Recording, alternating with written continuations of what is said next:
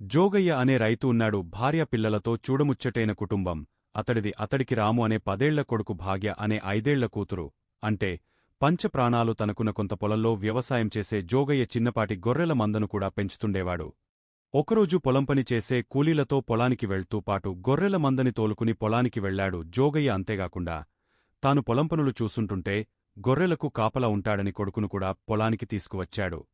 నాయనా రాము, నేను పక్కనే కూలీలతో పొలంపని చేయిస్తూ ఉంటాను, నువ్వు గొర్రెల మందను జాగ్రత్తగా గమనిస్తూ ఉండు అని చెప్పాడు జోగయ్య. కాని ఇక్కడకు అప్పుడప్పుడు పెద్దపులి వస్తూ ఉంటుంది కాబట్టి చాలా జాగ్రత్తగా ఉండాలని హెచ్చరికగా చెప్పాడు.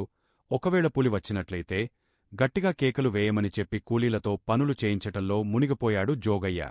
అసలే ఆకతాయి కుర్రాడైన రాము తండ్రిని ఆటపట్టించాలని అనుకున్నాడు. అనుకున్నదే తడవుగా నాన్నా నాన్నా పెద్దపులి వచ్చింది అంటూ పెద్దగా అరిచాడు. నిజంగానే పులి వచ్చిందేమో అనుకున్న జోగయ్య కూలీలతో కలిసి పెద్ద పెద్ద కర్రలు గడపారలతో పరుగు పరుగున వచ్చాడు.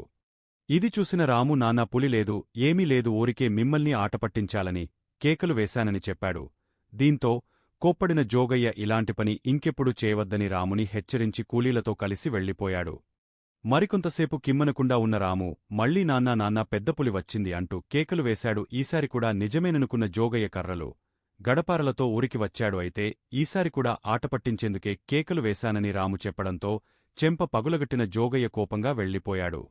రాము బాధతో ఏడుస్తూ కూర్చుని గొర్రెలవైపు చూస్తుంటే నిజంగానే పులి వచ్చింది నాన్నా నాన్నా, ఈసారి నిజంగానే పెద్ద పులి వచ్చింది అంటూ గట్టిగా కేకలు వేస్తూ అరచి చెప్పాడు. ఎంత అరచి చెప్పినప్పటికీ జోగయ్య కూలిపనివాళ్లు ఎవరు కూడా రాము మాటలను పట్టించుకోలేదు. ఈసారి కూడా మళ్లీ అబద్ధాలు చెబుతున్నాడని అనుకున్న వారందరూ ఊరకుండిపోయారు.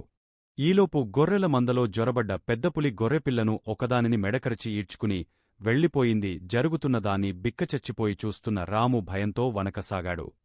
ఏదో వేళాకోళానికి నవ్వులాటకోసం చిన్న అబద్ధం చెబితే అది నిజంగానే నిజమైందని మనసులోనే అనుకున్న రాము బాధతో ఏడ్వసాగాడు. ఇంకెప్పుడు వేళాకోళానికి కూడా అబద్ధం చెప్పకూడదని గట్టిగా నిర్ణయించుకున్నాడు. కాబట్టి హాస్యానికైనా అబద్ధం ఆడరాదు అనే గొప్ప సత్యాన్ని, నీతిని ఈ రాము కథ ద్వారా తెలుసుకున్నాం.